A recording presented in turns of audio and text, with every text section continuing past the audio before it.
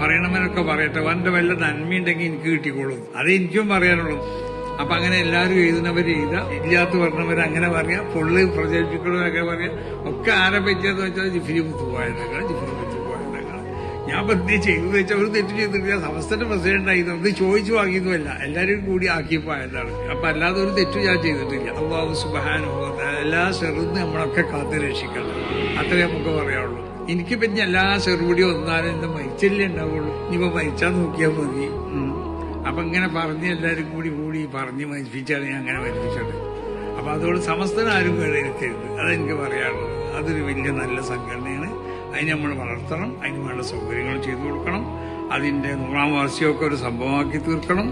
അതിന്റെ നിലനിൽപ്പ് ദീന്റെ നിലനിൽപ്പിന് ഇവിടെ ആവശ്യമാണ്. അതിനു വേണ്ടി സ്ഥാപിച്ച സംഘടനയാണ് സമസ്ത കേരള ജംഇയ്യത്തുൽ ഉലമ.